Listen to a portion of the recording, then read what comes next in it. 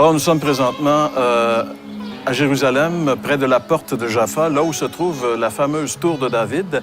Et des découvertes récentes ont démontré qu'ici était le palais d'Hérode. En fait, on a découvert il y a quelques années, et on a ouvert le site il y a quelques mois seulement.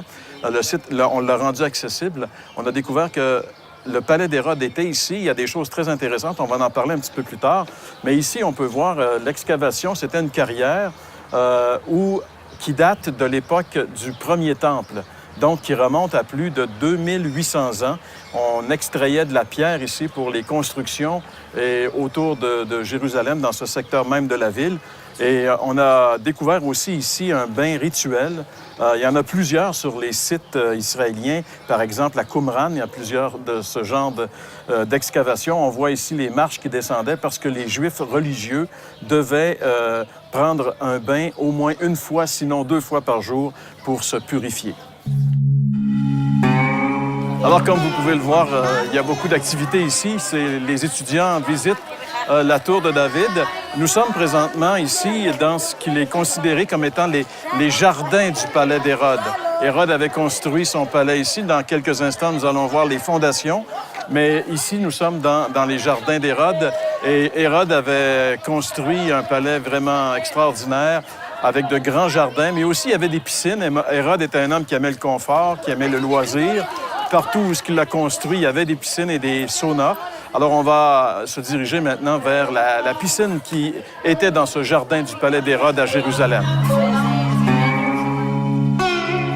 Nous sommes présentement dans cette piscine d'Hérode parce que nous sommes toujours sur le terrain de la tour de David qui s'est avéré être l'endroit où était le palais d'Hérode. Et nous sommes ici dans la piscine. On peut avoir une idée de l'envergure. Et même encore, c'était beaucoup plus grand que ça. L'envergure de la piscine ici, la profondeur de la piscine.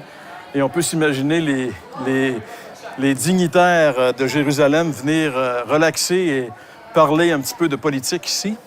Ça nous donne vraiment une idée de ce que pouvait être la vie à l'époque de Jésus ici, dans la ville de Jérusalem, et particulièrement au niveau des élites, au niveau, entre autres, des élites romaines qui vivaient vraiment très, très bien ici, qui étaient dans le confort et qui avaient leur piscine, leur spa et qui ne manquaient absolument de rien. C'était la grosse vie romaine.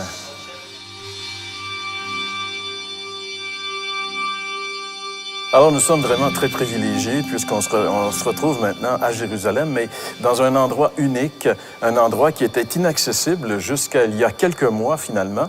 On a fait des découvertes archéologiques ici d'une importance capitale. En réalité, ce qu'on a découvert ici, ça résume presque toute l'histoire de la ville de Jérusalem.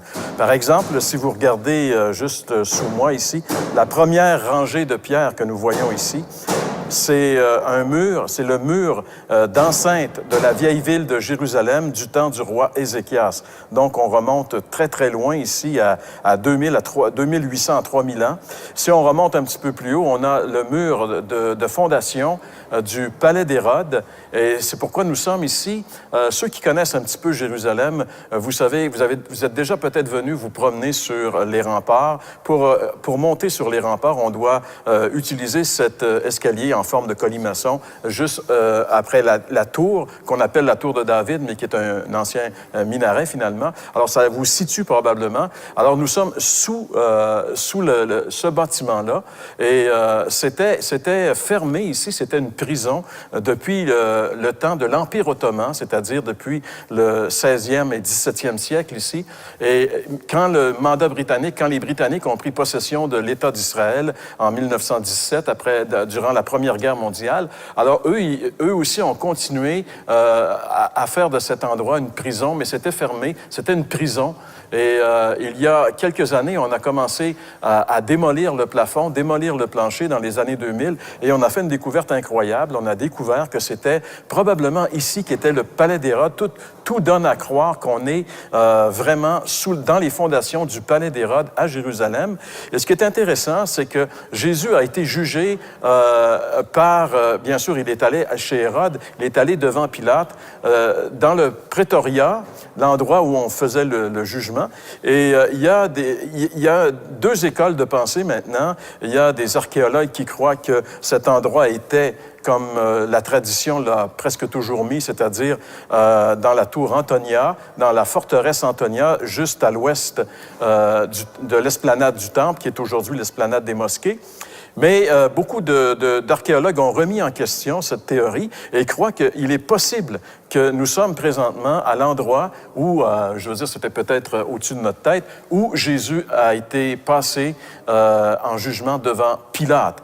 Il est possible parce qu'on nous dit que la Via Dolorosa, avant le Moyen Âge, n'était pas le trajet que nous avons aujourd'hui, le trajet que vous avez vu, que nous avons fait dans des émissions précédentes, mais partait d'ici et se dirigeait directement vers le Saint-Sépulcre. Plusieurs preuves archéologiques, semble-t-il, prouvent ce phénomène-là. Ce qui fait que, de toute évidence, on serait dans un endroit vraiment particulier.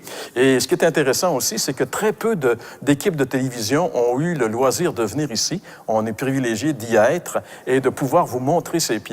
Vous êtes privilégié de les voir également, puisque ce que vous voyez présentement, ce sont des pierres qui parlent, qui nous disent toute l'histoire de cette ville de Jérusalem à partir du roi Ézéchias, en passant par la période du Deuxième Temple avec Hérode, et à venir jusque peut-être au procès de Jésus. Alors, nous sommes très reconnaissants envers l'équipe qui supervise la Tour de David. La directrice de la Tour de David nous a permis de venir ici, nous a expliqué ce qu'il y avait ici, et nous voulons remercier publiquement l'équipe de la Tour de David et remercier par le fait même le ministère du Tourisme israélien qui nous permet de jouir de ces découvertes. Nous en sommes vraiment ravis et c'est une nouvelle importante à l'heure de la bonne nouvelle.